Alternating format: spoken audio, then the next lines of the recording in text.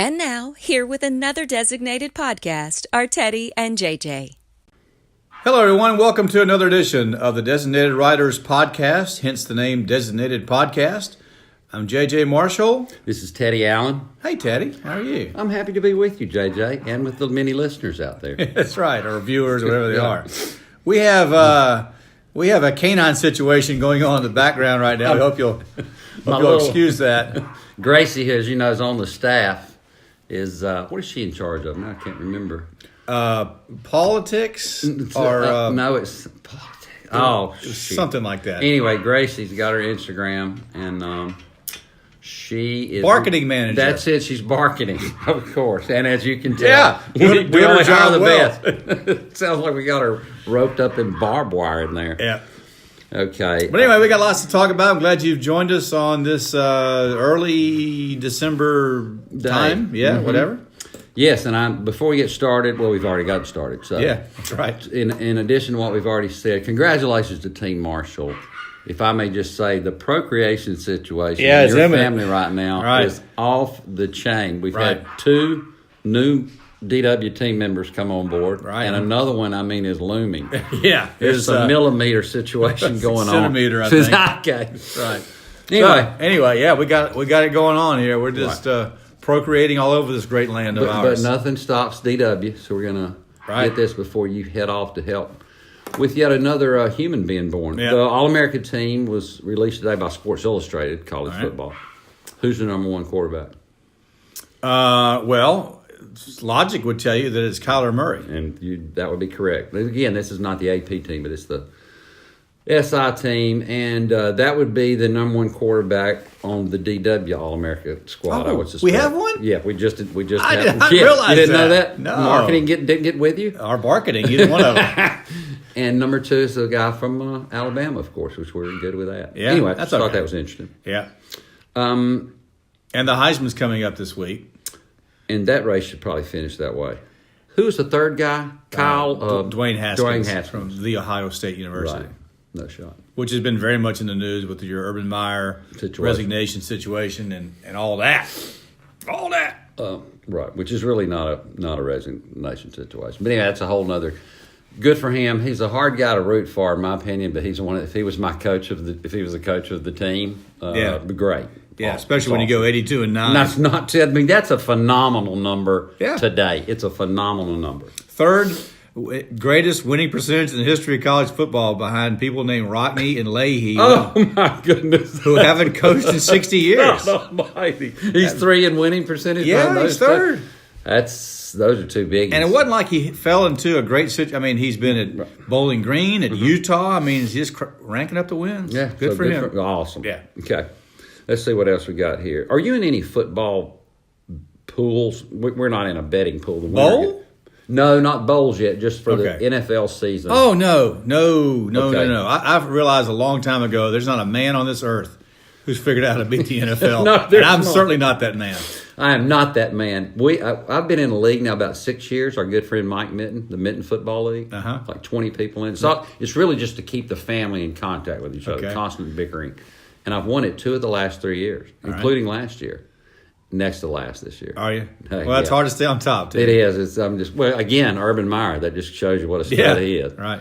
Loser has to sing a video that goes to all the other people, and of course they can shoot it out if you want to. Our old friend Jared Scarfiotti from Little League. Remember Jared? Yeah. He was the loser last year, and it was very embarrassing. So, anyway, just prayers. Just ask for your prayers and best wishes. I try to avoid that.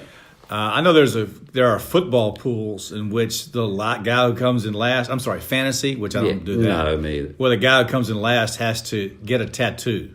Whoa, that's a commitment. Yeah. I wouldn't be in that. You don't want to come to last. No, I don't. And the answer is you get it on the underside of your foot. You get it on the heel. Okay.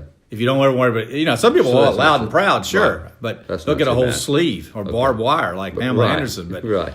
But if you don't, underside of the foot. 2 things. One, don't do fantasy. And again, this one, if the winner, the commissioner takes you to eat. So you can't lose anything in this league. Okay. Third, have you ever considered a tattoo? Oh no! I mean, it's come through my mind and it never stops. There's no way. No, I just don't want one. Mine hadn't even hit the yield sign. It just goes no, right. I mean, I've never considered it to. I mean, you say you've considered it to not consider it. Right. I mean, it passes through my mind. That's not even. Right. You have not ever given this is the most thought you've ever given me. Have you ever thought about going to med school? Okay. You could have asked me that question. No, I haven't. Yeah, I don't see. I appreciate the people that have them. But Granny, did that used to be an eagle? What is that? Right. What is that now? Right. It was just like a bunch of blotched up ink, I would suspect. What else we got, JJ?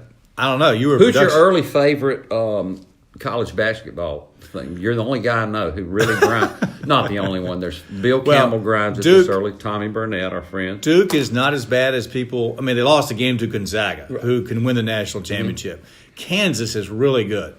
Somewhere, Michigan, and that guy does a great job of coaching. He does. Michigan's turned out to be pretty good. So there are a number of teams there, but again, it's college basketball. Mm-hmm. The number 3 seed in the Southeast Regional could just light it up all of a sudden. Oh, I haven't bothered to consider. No. There are teams I don't like. Virginia's always one of them. They're always good, and they never have a style that's built for the playoffs or the tournament, I guess. The SEC is actually pretty good this year, and Kentucky is not. Are up to standards. Auburn's good. Tennessee's good. LSU, could be good. So everybody's kind of feeling their way along. Gonzaga's really good. I learned my lesson a few years ago about older teams. I mean, Duke's got all the talent in the world, but older teams, just when the tournament time comes around, that makes up for a perceived, not lack of talent, but, it overcomes a lot. The mistakes that happen in January won't happen in March, generally with older guys. I was thinking of Villanova is what I just came Villanova. To my mind. I mean, they graduated or had 4 guys off that team leave. And 4 really good players, like 3 starters and a reserve. And they're having a hard time this year. And they were built for success. They won 2 out of 3, and it's just tough to duplicate that a lot of times. And they're fun to watch, but again, experience. Yeah, right. Shouldn't the guy at Kentucky have done more with what he's had? Well, I think so, but again, it comes back to they're going to be freshmen. You can say, well, they're sophomores. Mm-hmm. They're going to play like freshmen at some point, and many people think it's when it comes time to win the game. They all start to think, well, in high school, I took over this game, and that was only a year ago. Mm-hmm. They don't understand a lot of times. This is how you win a game at the high collegiate level. So that's why it can cost you sometimes. Sometimes not. And in football, it's more glaring. If you have to play freshmen, most coaches will tell you they're going to make freshman mistakes. Yeah. You just hope they don't make one that costs you the game. Right. Or, you call a fake punt on 4th and 11. I mean, something like that. Or you could do that. I felt bad about the Stockstill guy. I don't know if you saw the other day where they lost the chance at Middle Tennessee to have a drive in the last 90 seconds to win the game, and they had too many men on the field. They held the people, called their timeouts. They got 90 seconds left. They got the offensive player of the year. The coach's son is over here, the quarterback, and all they need is a field goal.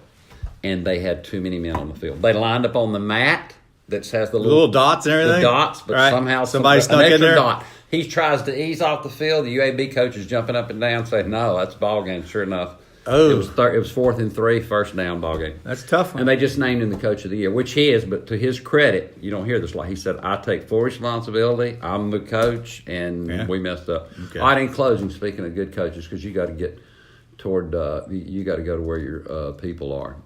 Not that we're not your people, but you got bigger fish to fry right now. Number 41, George Bush. Oh, I thought you meant Charlie Waters. Right. From Clemson. Who's another really good 41? Tom Seaver. Thank you. That's really good. Okay, George Bush, I don't know what his jersey number was. He's the 41st president. Yeah. And God love him. Here's the coolest thing I heard about it. By the way, a Yale pitcher, and I think he was a star soccer player. And he had a baseball card that he had printed up. And he had his bad numbers back there, like batted 250. And he didn't have the good stuff back there, which was very humble. But I did not know till this week that he got Dana Carvey to come to the White House when he was beaten. BFFs. Is that not awesome? Yeah. And he said, "Man, you've made so many people laugh, including me, at me." So anyway, kudos to him. He's a great American. Yeah. Got to see Babe Ruth. A picture taken with Babe Ruth, and Babe Ruth was barnstorming through New Haven, Connecticut, or whatever. I have never seen that. I always thought he was born on a ranch outside of Austin or something. No. Connecticut boy. Yep. Just decided to get in the oil business and move to Texas. He was a smart man, wise man, and a good example. Humble fellow. Okay. Yeah. All right, we're going to wrap it up and ease on out of here. Thanks for listening to this edition of the podcast.